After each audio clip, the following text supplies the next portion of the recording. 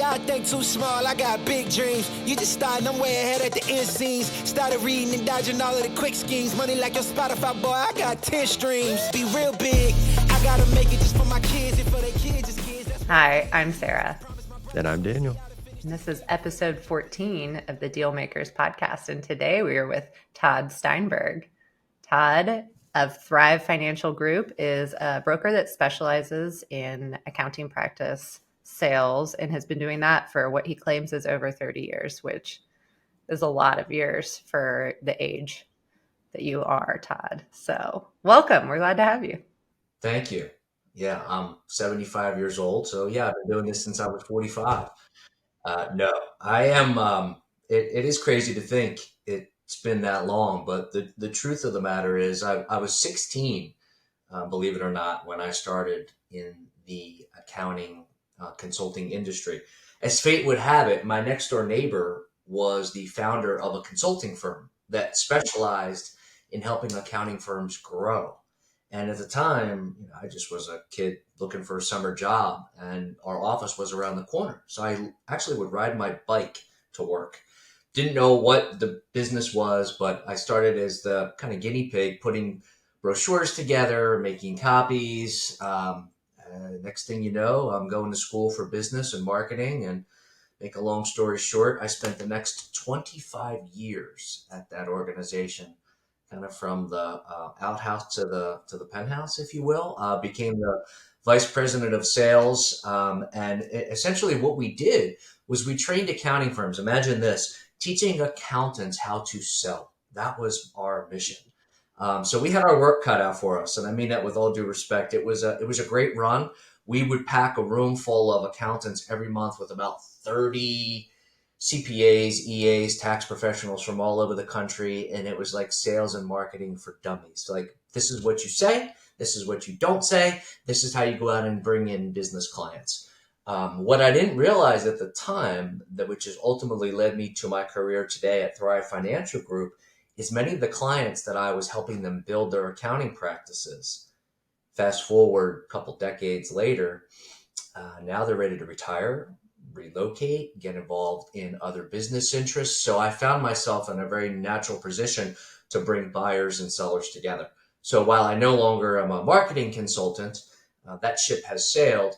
Thrive Financial Group for the last 5 years has specialized exclusively in working with accountants to help them buy and sell practices across the country, primarily 500,000 to 5 million in revenue. So that's the experience that I bring to the table. During those 25 years at the other firm, I should indicate that I started selling accounting firms since 1999. So I wasn't quite 30 years or 16 when I started doing that, but I was only about 21. So, that's still pretty good in my book. So I prefer to imagine you as a 16-year-old, like going door to door and trying to sell an accounting practice.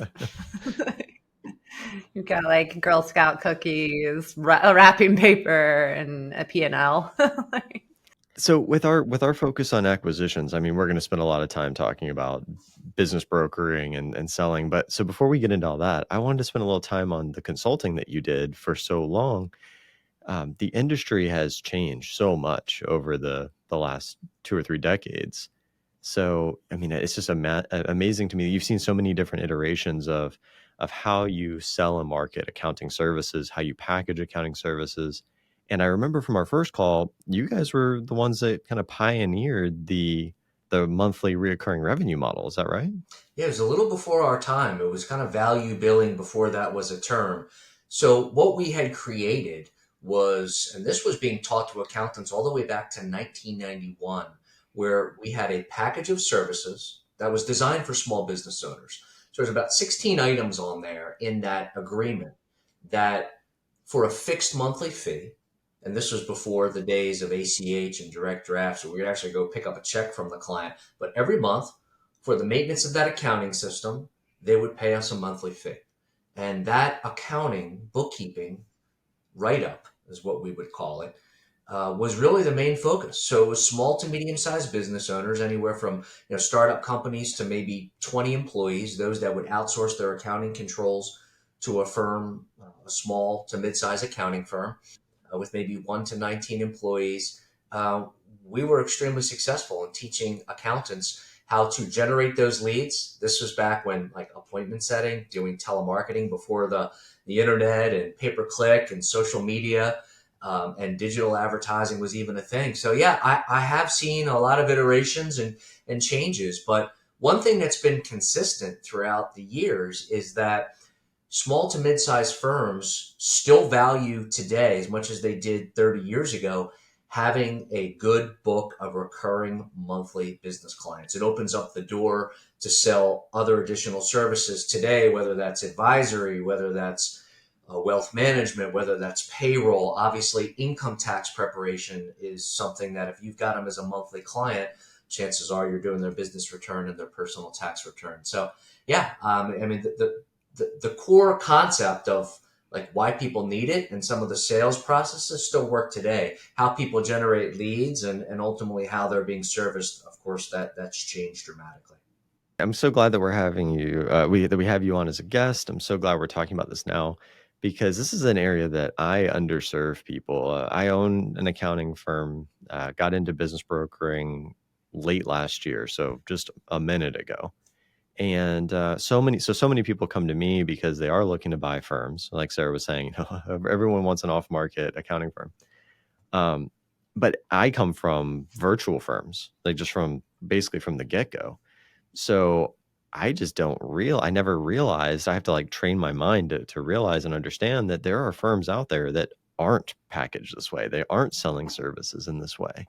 And that's a major opportunity for somebody looking to acquire. You can buy a firm like this, you can overhaul it, have a really valuable acquisition on your hands. So great call out on how, and I'm assuming you still see this today, that firms are still, not taking advantage of these lessons that you're talking about, right? Yeah, I mean, even the traditional brick and mortar serving clients, acquiring that way, things really, even 10, 15 years ago when portals and cloud and things really became prevalent, that really went on warp speed when COVID hit. So even traditional firms now that have clients that are 5 minutes down the road that they would visit them a few years ago, where the clients would come into the office. In many cases now, who wants to go deal with traffic and rain and snow when you can just jump on a Zoom meeting or communicate in a web portal or via email as necessary. So it shifted. I mean, even a lot of the sellers that I'm talking to that are sort of old school, that built a traditional CPA firm the old-fashioned way, in the last few years, they've adopted and their clients have adopted to be able to work with them in a more technology-forward way. There are certainly virtual firms that were designed and built from the ground up that way, but I'm finding that many of the firms that I'm talking with, small to mid-sized firms that are looking to retire, relocate, or sell for various reasons, while many of them still have a physical office presence, I asked them, well, does your staff come in? Not really. Do clients ever come in? No, not really. Do you really need the office? Probably not. So there's maybe a few older clients that still like to come in and sit down and talk about their, personal problems with the accountant as they get their taxes done, but those are few and far between anymore. So I'd say most of the practices that I'm talking with are definitely changed with the times. I had a call yesterday with somebody who their whole business model is pulling in or acquiring at like 0.5x these poorly run practices that are all, in person, and there's they have, QuickBooks desktop and, pulls them in, grabs them at a really discounted rate, and then makes it all, systematized over the course of 2 years, and then sells it for like 1.5x. And that's their whole business, just turning around. A couple of years ago, I had a listing. It was a great practice, profitable, good client mix, sellers available for a transition, all the things that a buyer would want. Problem was they were in Bluefield, West Virginia. Now, I dare you to even try to find that on the map. I mean, it's a really small town, and it required a physical presence. Somebody had to be there. This was like 2017, 2018, pre-COVID. We had a really hard time. In fact, we were unable to locate a buyer for that practice, despite the fact that it had a lot of positives. Fast forward to last year, I have a client in somewhere in Arkansas. I mean, it was extremely rural. I was like, oh, I have another blue field on my hands here. But this practice was 100% virtual, even though the accountant sat in Arkansas. The clients were all over the place. And when we marketed this thing as a virtual firm, it was unbelievable. I mean, we had offers coming in from all over the country. It was a hot commodity, and we were able to sell that practice for a premium price, all because of their business model. They were just as profitable as any other firm. Client mix, nothing special, but it was virtual. So there was just a ton of interest. And if anyone's listening to this and they're thinking about how they can set up their practice, certainly you're opening up your business to the masses if you're able to do something like that and make those changes. So there's something I want to go back to real quick, but first, if this is the first time you've seen Dealmakers Podcast, if this sounds valuable to you, go ahead and subscribe. Drop in the comments if you have any questions that we can address on a follow up. But something I want to make sure we go back on. So Sarah, you mentioned 0.5x, Todd, 1x. What are we talking about there for new listeners that maybe don't know how accounting firms are valued? I generally see firms trading for somewhere between 1x to 1.5x. 1.5 is rare. Somewhere in the middle is more typical, 1.2, 1.25. And that's a multiple of gross revenue. Of revenue or sales, not EBITDA, not SDE. We could have a whole other podcast about why firms are valued that way versus other businesses, but this is the way it's been since I was a little 16-year-old riding my bike to work. So that has not changed. There are typically, when I look to value a practice and doing a valuation, there's typically 4 main factors that are drivers to valuations. Those are, and these are in no particular order: location, client mix, profitability, and transition assistance from the seller. And I would also lump in staff with transition assistance, who's going to be staying on to help this feel more like a merger than an acquisition. So when all those things are taken in consideration, you're usually going to end up somewhere in that 1 to 1.5 range, with most falling around 1.25. Let me give you an example and ask a question here, just so, one, because I need the answer to this question, but 2, so that our listeners can get some more value from this, maybe even conceptualize this a little bit better. I had a initial seller interview with a firm I'm looking at yesterday. Top line sales is just shy of 4 million. Top line sales is, just shy of 4 million. Asking price is 4.8. SDE is 600. So we were at it was 1.5x gross, give or take, something like that, but 6.5 times SDE, which is just crazy compared to other industries that aren't valued based on top line. So do you ever consider a multiple of SDE, or is it always a percentage of top line sales? Profitability is a factor, there's no question. But I'll give an example to illustrate why that's not the end all be all. I could have, let's just use your example of a $4 million firm, right? Maybe I have 2 firms. One of them is 600. What did you say that the SDE was? Was it 600,000? About 600. 600,000? Okay. And let's say we have one $4 million firm that's got SDE of 600,000. We have another firm that's also generating 4 million that has SDE of, let's say, 1.2 million, twice that. The first practice that has SDE of 600,000, that owner or partner or partners potentially at that size, they like to take a lot of time off. Maybe they take 9 weeks vacation per year. Maybe their billable hours are 1,000 hours a year. Maybe they have Class A office space. Maybe they have a really talented staff that they slightly overpay because they're good and they've been with the firm for years. Over here on the other side, you have a $4 million practice, higher SDE at 1.2 million, but Class C office space. The owners are doing a lot of the work. You've got a staff that's got a lot of turnover. Maybe they don't use the latest and greatest tech stack like the other firm does, and they pay to play with the best software in the industry. My point here is beauty lies in the eye of the beholder. Which practice is more valuable? I mean, one might look at the first practice A and think that's the better route. One might look at practice B and think that's the better route. So I don't like to look at SDE until I really understand the dynamics of the practice in greater detail before I'm willing to say this is a better practice than that. You must have seen a few of these over the last 30 years because you hit the nail on the head with practice A. You perfectly described it. So thank you. Oh, really? Okay. Nice work, Todd. He's like, yeah, I know that exact one. Probably no. It seems like there's only so many. That's interesting because the SDE multiple, that's a low SDE, it seems like for 4 million, but it would kind of come out in the wash a little bit if you're looking at all-comer buyers who are reliant on SBA financing, right?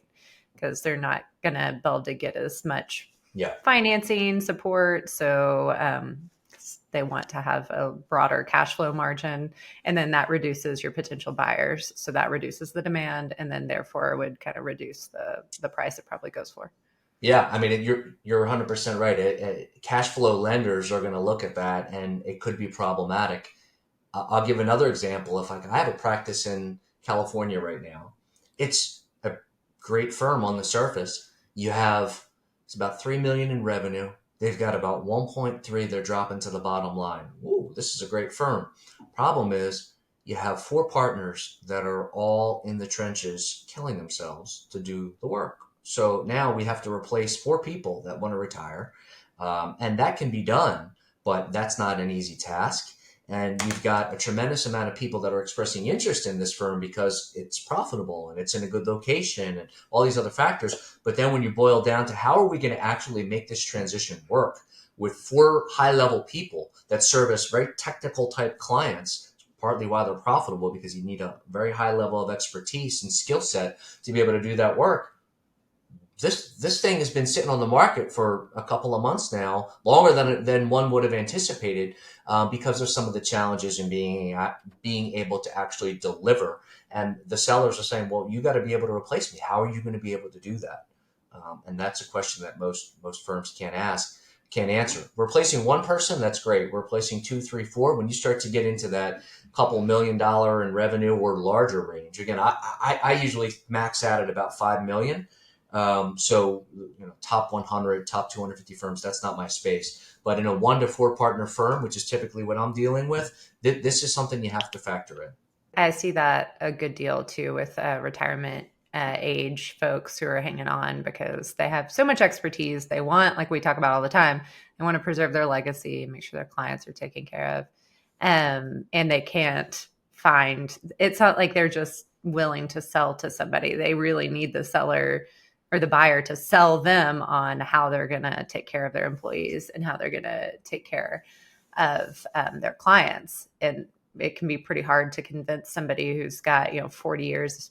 Well, I mean, you have 30 years, right? So 70 years of experience in sophisticated, it can be hard to convince them that you're going to be able to come in no matter who you are and do as good of a job as them.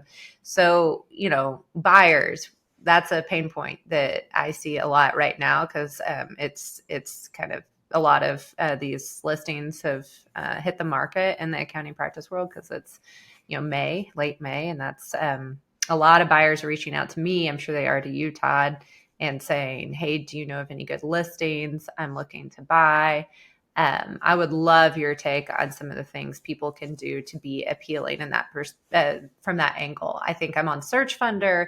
I'm on all these kind of community groups where I don't think the potential buyers or the searchers are realizing that they need to be salespeople themselves when they're, entering into this sphere, and they're not necessarily focusing on what they're bringing to the table as a potential buyer. And they're not making smart, calculated choices when they reach out to brokers, bankers, lawyers. What are some things that a buyer does that just makes you write them off, Todd? It starts really with the sellers. And what I mean by that is that everyone that is looking to find a successor has different priorities in what they're looking for from a buyer. For example, and this is the majority of the sellers, they want somebody who's going to take good care of their clients and their staff. That's like priority number one. The economics, that's certainly an important factor, but finding somebody that they can rest their head on the pillow at night, knowing that they left their clients and their staff in a good spot. That is the most important thing to these accounting firms and to the sellers. There are some that it's show me the money. I want the best possible price. I want the best possible terms. Yeah, they care. It's not that they don't care, but it's not on the top of their priority list. So those priorities will be slightly different from firm to firm. As a buyer, depending on what your background is. So to answer your question, I'm finding now in 2024 that I can lump my buyers into really two categories. One of them is financial. Like these are the PE firms. These are the folks with deep pockets that want to get into, if maybe they're already in and have a platform, and they're looking to build it out, or maybe they're trying to get in. And this is about half of my buyers that have never run an accounting firm. They do not know a debit from a credit. In that they are looking to invest in an accounting practice. That's great. And I think it's an awesome model for a multitude of reasons. And it's why so many of them are coming into our space. Those are the financial buyers. Then there are the strategic buyers, which are the existing accountants or accounting firms that look at this and say, okay, well, we can consolidate our firms together, have a better client experience. We bring in some talent. This would be a great fit. Economies of scale. So finding what is the right opportunity for a particular seller, I can't give advice to a buyer unless I knew what firm they're looking at, because they might not even be able to get their foot in the door if it's a firm that would only prefer to sell to an existing CPA or CPA firm. And that's a lot of them. So if you're an investor or somebody with a business background that wants to get into the space, you're going to have a hard time even getting your foot in the door, because there's not really an interest on the other side to talk with you, whether that's right, wrong, or indifferent, whether you have a good business plan or not. Alternatively, there might be some firms out there as a seller that are thinking, okay, I want to sell only to an existing firm that's got a large infrastructure. Or, you know what, I'm just a one-person firm or two-person firm where somebody coming out of industry, big four or private, as long as they can go get a good SBA loan, or they've got the ability to put in a solid down payment, whether that's through third-party financing, through one of our preferred partners, or their own personal resources, then they might be in a good spot. I would just say that anybody should have a one-page buyer summary, so that if you're talking with a broker like me, you have something outside of just a LinkedIn profile or a website that talks about what your objectives are, talks about your vision, so that we can at least get you in a Zoom meeting with a potential seller as a first step to give you an opportunity to shine. So without a summary, you've got 9 or 10 buyers out there for every practice that's for sale. And that's me being kind. There's probably more like 15 or 20. It's like a feeding frenzy. Mm-hmm. So if we have something that we can share that paints you in a positive light, you're not for everybody and everybody's not for you, but there will be firms and opportunities out there that could potentially be a good fit for you. I think that you're highlighting, maybe generously. So you have two different groups that you put in. You have financial and you have strategic, but search funders are really common, which are, I guess, in the financial category there, but they're, regular entrepreneurs who are hanging out and looking for a business to buy. And, maybe they're self-funded, so they have some savings that they are living off of while they do this, or they're working while they're doing it. But, sometimes they've raised a bunch of capital and they're sitting there searching for a firm, but usually they don't have any accounting experience. Sometimes they do, and almost immediately they realize, like, I should focus on buying an accounting practice. This is a great opportunity for me, which I think is genius. But they don't always have anything in the background. And I have just had so many tone deaf reach outs now from folks who say, I'm looking to buy an accounting practice. Like, send me any ones that you might have. Or I had a straight up call with somebody who ended it saying, could you perform a bunch of cold calls for me and deliver me 3 potential firms that you think would be a good fit for my requirements? And that's not what I do at all. I'm a lawyer. And also that's not what a broker does. I don't know anyone who serves that function. And it's a total misread of the market where there's 15 to 20 buyers for every seller and like interested buyers for every seller. So, this tone deaf type of reaching out can be somewhat alleviated by just the thought exercise of what are these sellers actually interested in? I mean, beyond the top line purchase price that you're offering, they care about their employees, their clients, their reputation. And the biggest concern that most of them have is how are you going to take care of my clients if you don't have this experience? So if your summary isn't solving that issue or connecting those dots for them, I think you're going to really have a hard time getting across the threshold of even getting a Zoom meeting. There are some sellers that, and I have an example right now, a two-partner firm, they don't want to retire. They have gotten the business to the point that they have built a beautiful organization. They make a good living, but to get it to the next level, they feel like they need to take on an investment and they need to bring on some leadership. And maybe that's not the CPA's strong suit, is developing. It's hard to take a firm from, let's just say, 4 million to 20 million, or from 20 million to 150 million. And sometimes it makes sense to bring on an investment with some capital and some people that have a CEO mindset that can really help take the business to the next level. So you're starting to see deals now where if a seller wants to stay on, maybe they roll some equity into the deal in addition to taking a substantial cash up front and maybe some level of a seller note. So there's opportunities like that. I think it's harder for a financial buyer to come in and replace a retiring or somebody who's has to jump ship within the next 12 months, whether it's for a health problem, retirement, other business interests. Those are the ones that are going to look you in the eye in an initial meeting and say, how are you going to replace me? I understand you're willing to pay my price, but who's going to champion this effort on day one or in 60 days or in 90 days? And the answer of, oh, well, we'll figure that out or we'll hire that person, that doesn't really make firms confident and comfortable, unfortunately. That's true. I mean, we'll figure it out, we'll hire something really falls flat for a lot of people in the industry, in any industry maybe right now, because if you've tried to hire anyone recently is really challenging. So I think a lot of the people who do sell have gone through the process of trying to hire people to replace them. It hasn't succeeded. So unless you have somebody on staff or somebody you can point to that you've already designated who's going to be able to be your tax manager or what have you, I think the people I've talked to are pretty dubious when that's the plan.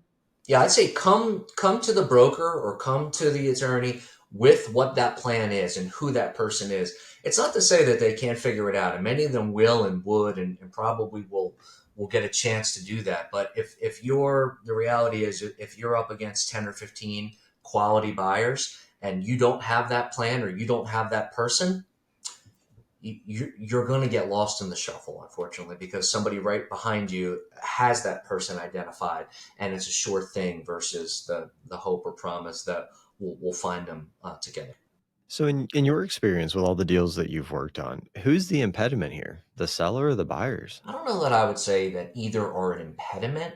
I just think it's about fit. Every one of them is unique.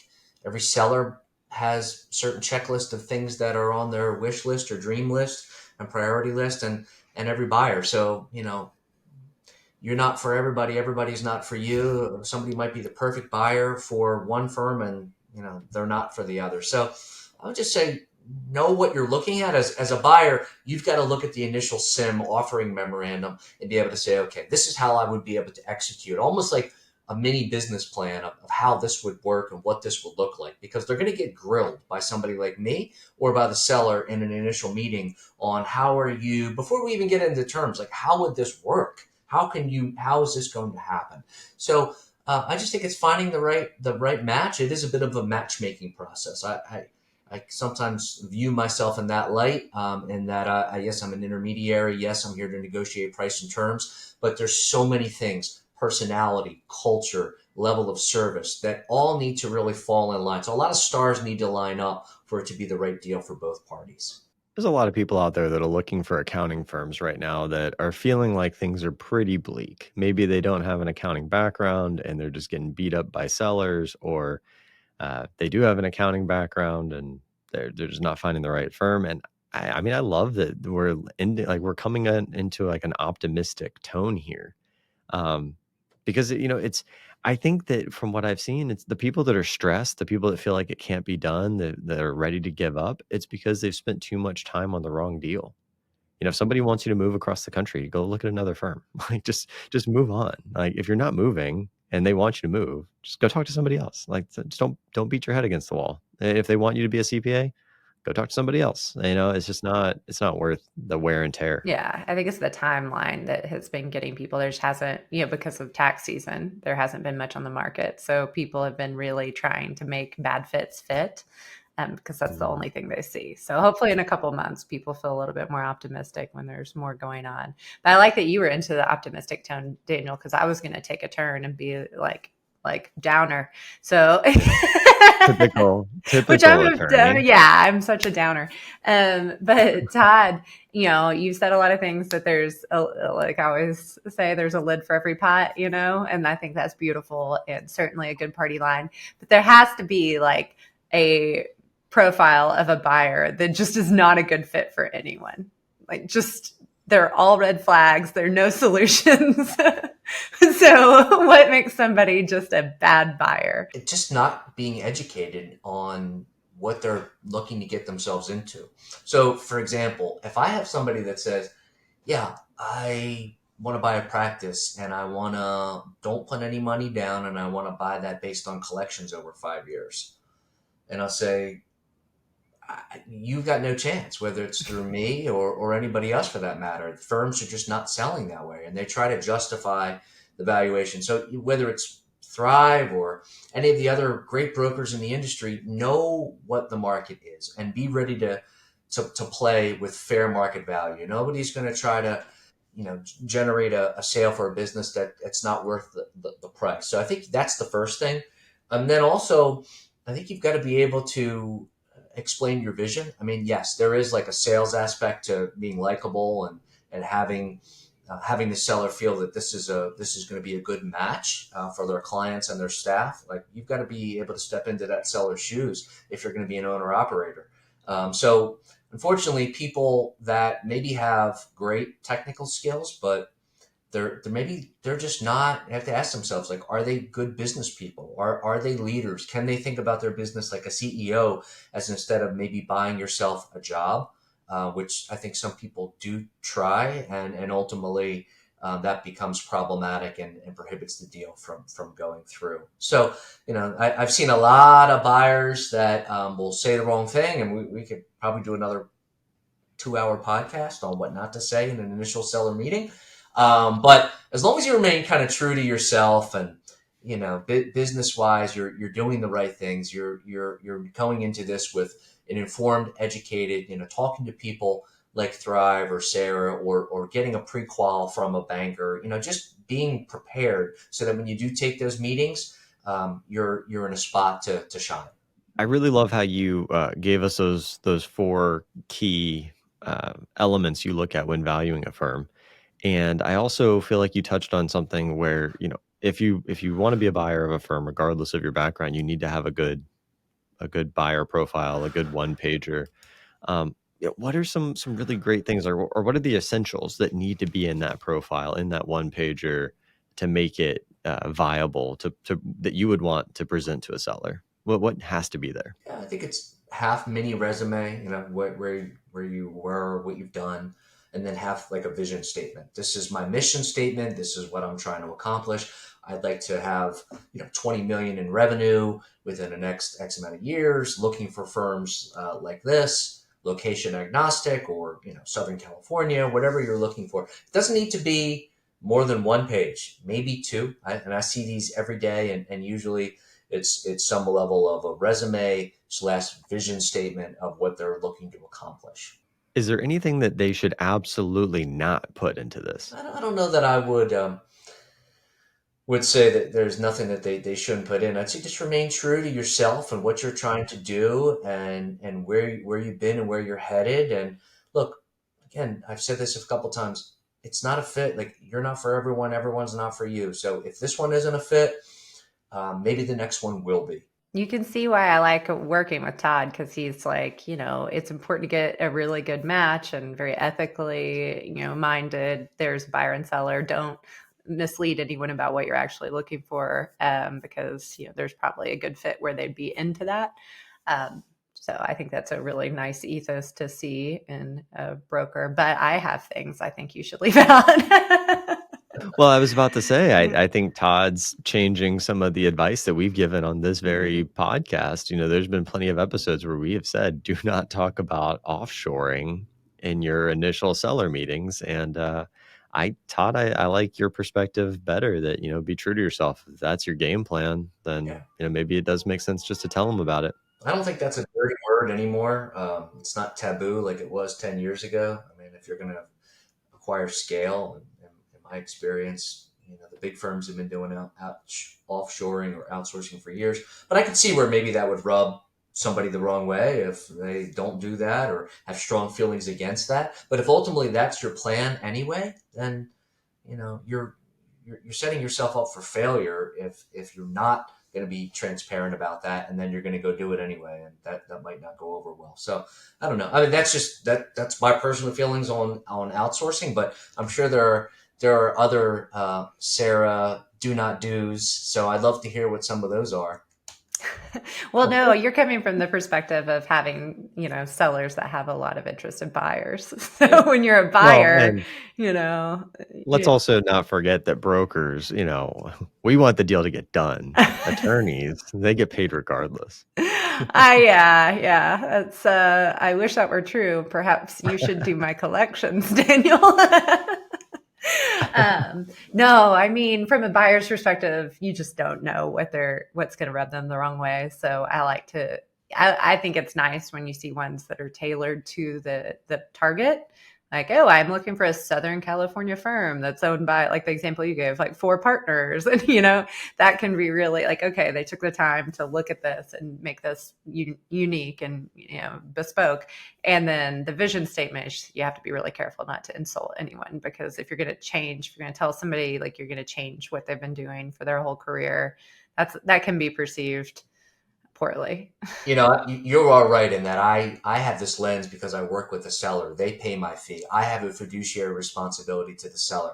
So my mindset is let's see buyers in all their good, bad, and the ugly. And if they're not the right fit, next, let's talk to the next firm, right? So it's like I'm churning through buyers all day long to try to find that right fit. So that's why I do see myself more of like a matchmaker than trying to like help a buyer buy something that I don't think in the long term is going to be great for my client. There's so many things here that we've touched on. Like we really could do a 2-hour podcast, I think, on this, because there's so many things I want to drill down into, but I'm also watching the clock. Todd, I want to make sure I give you plenty of time to talk to the audience, talk to the world. This is going to live on YouTube and on the podcast platforms. So who do you serve? Who do you want to help? How can they reach out to you? What can you offer them? Thrive Financial Group, we specialize in working with accountants. That's the only industry that I deal with. I'm very much a specialist, and I've carved out that 500,000 to about 5 million in revenue range is the types of firms that are typically being represented by my organization. While I do work with sellers primarily, for me, finding somebody who's even considering what succession might look like, even if that doesn't mean listing their firm for a few years, I'm happy to have that conversation, because for anyone who's in practice, at some point you're going to need to cash in your chips, right? You're going to want to get the best possible price, terms, and fit. That process of planning to exit starts now. So what you think your exit might be in terms of how much time you're going to spend, what the terms might be, that might be a little different than what I'm seeing out there in the marketplace. So I'm happy to talk with anybody who's considering succession planning or just wants to be educated on that subject matter. On the other side, of course, we're looking for qualified buyers. I mean, I have listings currently on my site, and that's updated daily with anything new that comes on or something's going off because it's sold. So you're welcome to go to my site and bookmark that, check it periodically for any new listings that I receive, register as a qualified buyer, and I'll do my best to be your matchmaker. So yeah, I'll leave it there. Perfect. I mean, just recently, like over the last couple of days, I've seen brokers in the IBBA Facebook group and in the Business Brokers of Florida looking for a broker, looking for someone who specializes in accounting firms. So you are in a great niche. I'm glad to have you here. Bonus content. Over 30 years, have you been approached to sell other businesses? Have you sold other businesses, or do you stay strict on that niche? You know, I use this analogy that I try to go a mile deep and an inch wide versus a mile wide and an inch deep. So think about that for a second. So I don't want to be a generalist. I want to be the guy who knows everything and anything that I possibly can about my space. So I've been approached to sell other businesses. I don't want to do it. I like what I do. I have enough to keep me busy. I consider myself a boutique firm with me and a couple of people, and things are good. So why change? Fantastic. So at the top of the call, we talked about what goes into valuing a firm.